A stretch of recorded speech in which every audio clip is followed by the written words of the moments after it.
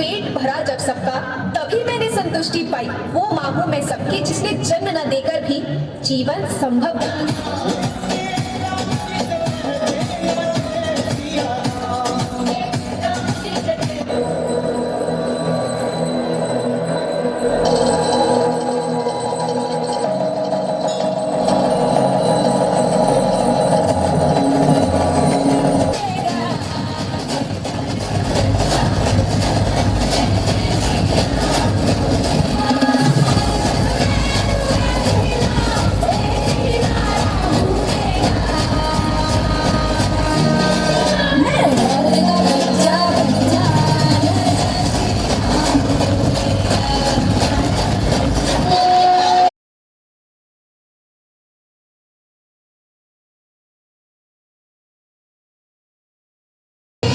स्वागत है।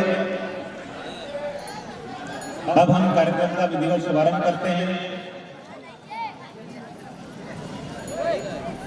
हम सब 25 समाप्त हुआ, 26वां वर्ष चल रहा है, अर्थात संघ को 100 वर्ष पूरे हुए हैं। नगर की बेला बहुत ही संक्षिप्त है। हमारे अतिथि महोदय, संत महोदय, मातृशक्ति हमारे बीच में मंच पर उपस्थित हैं। उन सबका उद्बोधन सब लोगों को प्राप्त होगा। मैं सर्वप्रथम श्री राम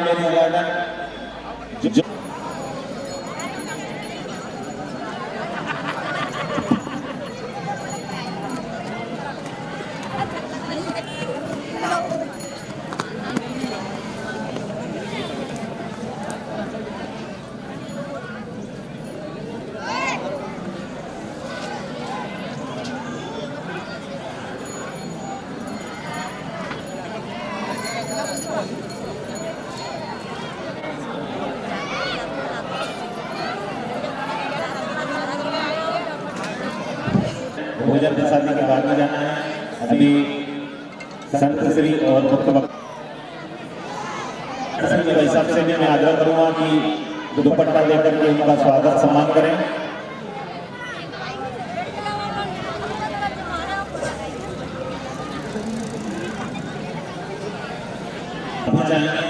स्वागत को अति संक्षिप्त रूप में हम तो सनातन है या हमारा जो धर्म है वो वैदिक धर्म है।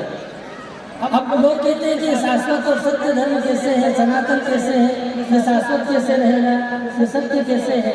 और ये सृष्टि की जब निर्माण हुआ सृष्टि का तब से लेकर सृष्टि के पहले तक ये धर्म रहता है।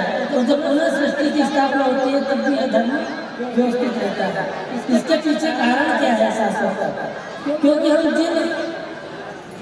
जिनको हम अपना देवता मानते हैं, जिनको हम अपना भगवान मानते हैं, वो है पंचतत्व। हवा है, आकाश है, सूर्य है, चंद्रमा है, पृथ्वी है। हम रहेंगे तब भी ये है, और हम जब नहीं रहेंगे तब भी सूर्य रहेगा, जल भी रहेगा, नदियाँ रहेंगी, पर्वत रहेंगे। यही तो कारण है कि विधर्म को हम नष्ट नहीं कर पाते। मंदिर कितनी बार तोड़ा गया अयोध्या का, और पुनः 500 साल बाद हमने फिर से बना लिया। और उनकी एक मान्यता वो भी देखने में आती है कि जब हमारी सरकार होगी तब हम इन्हें वापस तोड़ देंगे। तो हम भी कहते हैं कि हम शाश्वत हैं, हम मिटते नहीं हैं। जब हमारा आएगा तो हम खुद बना देंगे। क्योंकि हमारे जो देवता हैं जिनको राम कहते हैं वो कौन है? तो सूर्य भगवान है। तो सूर्य को आप नष्ट नहीं कर सकते। मंदिर तोड़ सकते हो लेकिन सूर्य को आप नष्ट नहीं कर सकते। और यदि आप हमारे भगवान से इतनी नफरत करते हैं तो फिर सूर्य की जो रोशनी है उसको लेना बंद कर दें। ठंड में यदि आपको ठंड लगती है तो मत बैठिए सूर्य की धूप में। हम भी मानते हैं कि हाँ हिंदू धर्म को नहीं मानते। आप पानी पीना बंद कर दीजिए, हम तो जल को देवता मानते हैं। आप नदियों में स्नान मत करिए, हम नदियों को देवता मानते हैं। आप पेड़ों की ऑक्सीजन जो निकलती है पीपल से या वट वृक्ष से उसको आप लेना बंद कर दीजिए यदि आप मानते हैं कि हम तो अगर आपके धर्म में आपकी देवता को अपनाएंगे तो हमारा धर्म भ्रष्ट हो जाएगा, तो आप मत लीजिए सांस। ये क्यों नहीं बताते हम अपने बच्चों को? क्यों वह बरगला में तो दूसरे धर्म में चले जाते हैं या अपना धर्म परिवर्तन कर लेते हैं? क्योंकि धर्म परिवर्तन हो सकता है, लेकिन जो शाश्वत है वो परिवर्तन नहीं हो सकता। हम वेदों की ऋचाएं नहीं बदल सकते। वेद वेद है, और ये जो हमारा धर्म है ये वैदिक धर्म है। परम पूजनीय आदरणीय जो हमारे मोहन भागवत जी हैं, उन्होंने जो हमारे 6 स्तंभ बताए हैं जिनको हमें हिंदुत्व पर लागू करना है या हिंदुत्व पर क्या है, तो उसके लिए हमको प्रयास करना चाहिए।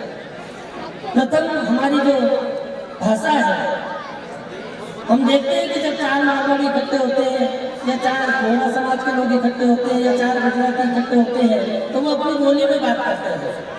लेकिन हम यदि मालवा के 4 लोग इकट्ठे होते हैं तो मालवी में बात नहीं करते, मैं भी अभी आपसे हिंदी में बात करता हूँ। तो हमें अपनी भाषा को बचाना है।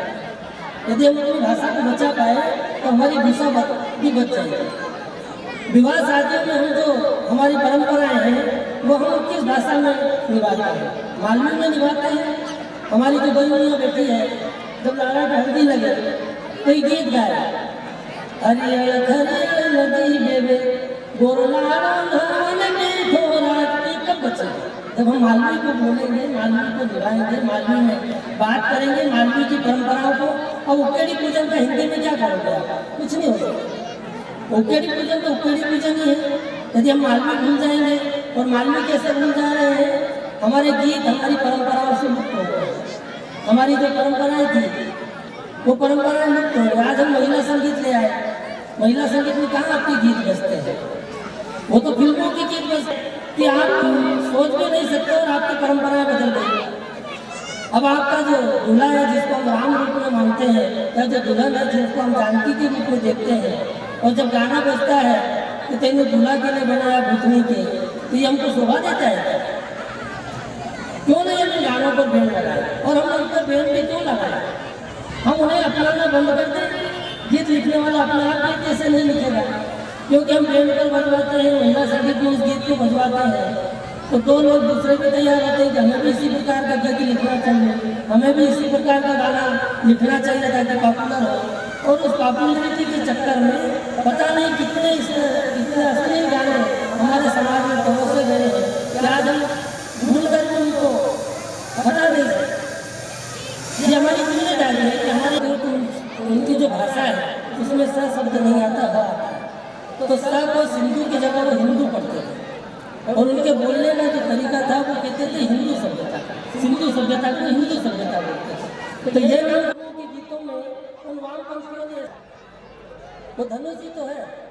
हमारे जो देवी देवता हैं उनके जो शस्त्र हैं वो यदि आप विवेक बुद्धि से उन पर विचार करेंगे तो वो जो शस्त्र है वो शस्त्र ही वाकई में सारे आपके जो शास्त्रोक्त गुण है उसमें रहते हैं। कृष्ण के पास ही बांसुरी क्यों है, राम के पास क्यों नहीं है?